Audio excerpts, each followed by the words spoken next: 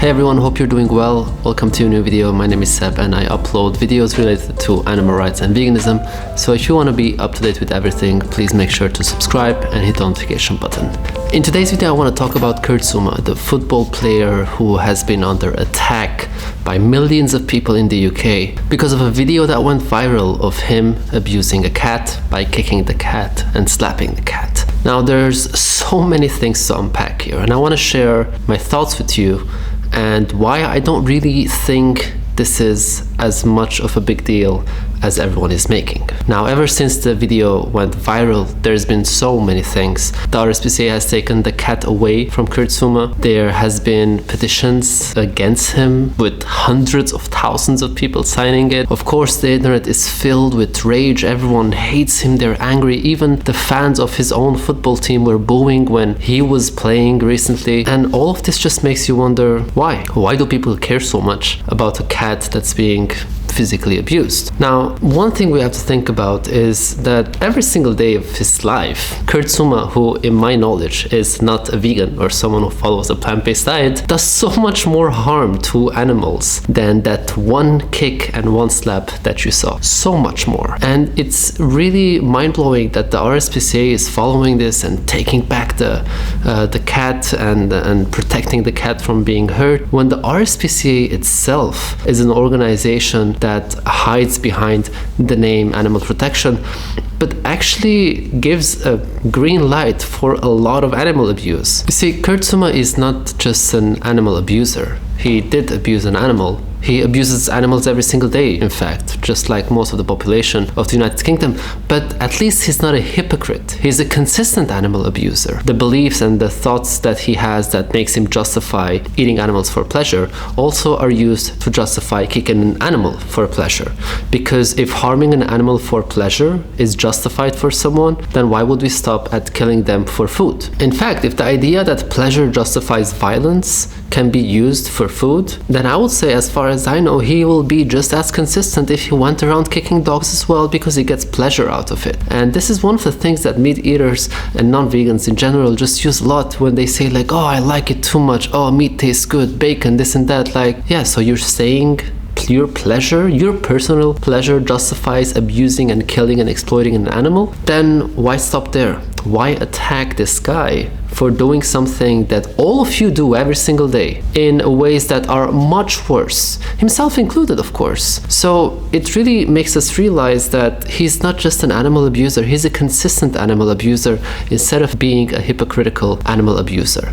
If you are eating animal, if you are not in agreement with animal rights and eating a plant-based diet, you are an animal abuser. And if you are hating on him for what he did, you're a hypocritical animal abuser. And that's just a fact. And I know it's not nice to hear that, but it is what it is. That's what made me change. I used to hunt animals while claiming I love animals until my friend called me a hypocrite and I couldn't really explain why I believed it's completely fine to worship and protect and love my cat while killing birds for fun. So you have to face the truth. And when it comes to the RSPCA, for example, the RSPCA is responsible for a lot of suffering, all right? I have a document here that is provided by the RSPCA that explains one of the methods that they suggest that farmers in the UK use in case a piglet in their farm is sick. For those of you who don't know, blunt force trauma is when you take a piglet by the leg and smash their head into the floor to cause them death by trauma. This is something that is approved by the RSPCA, the organization that cares to protect animals. They also approve other things that are related to animal farming and slaughter. So who are they to decide if what this football player is doing is ethical or not, and on top of that decide to step in and take action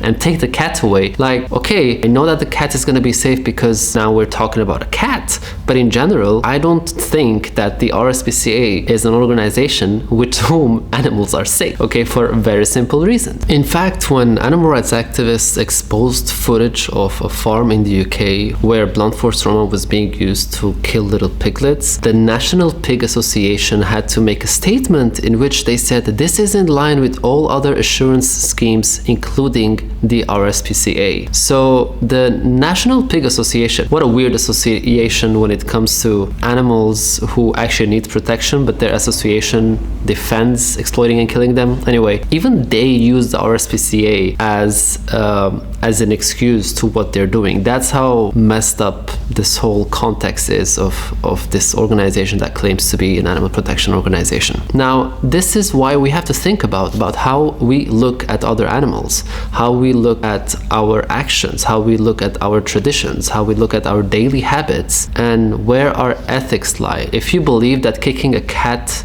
is evil, is horrible, is something that someone should be punished for, then please don't point your fingers at someone who's doing that if you use the same fingers and hand to eat an animal, to pay for animal products. That is literally the definition of cognitive dissonance and hypocrisy, of course. Now, one other thing I want you to think about, and that is, if you really care about animal abuse and animal suffering, here is a controversial fact. If all of the UK consumed plant-based diets, stopped eating animals, and instead kicked a cat every single day, one cat per citizen, there would be less animal abuse in the UK than there is right now. I know it's not something nice to think about, but it's a fact. We cause a tremendous amount of suffering on other animals, and then the second someone does it to a cat, everyone just loses their minds and starts acting like they actually believe animals have basic moral rights and they fight for this and they're animal defenders. You're not. You're a hypocrite. You're a hypocrite, and you should think about your actions and don't take this as an attack on you. Like, you can take this in two ways. You can take this like, oh my god, you're calling me a hypocrite, blah blah, I'm not gonna listen to you, you're being aggressive. Or you can take this as, fair enough,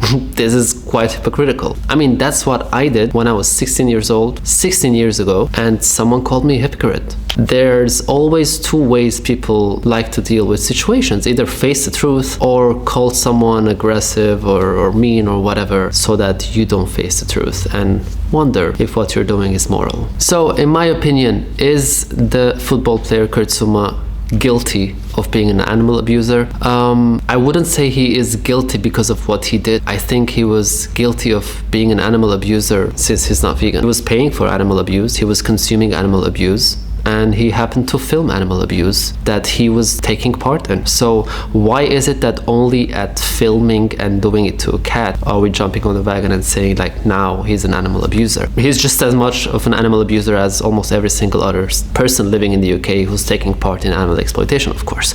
So Bob Marley has a very good quote that it's a line from one of my favorite songs. He said, before you point your fingers, make sure your hands are clean. But it makes so much sense, right? Like, if you're gonna claim that Kurt Zouma is an animal abuser, make sure you're not pointing with the same hand that buys animal products and saying it with the same mouth that eats animals. That's all for today. I hope you enjoyed this video. Please let me know what you think.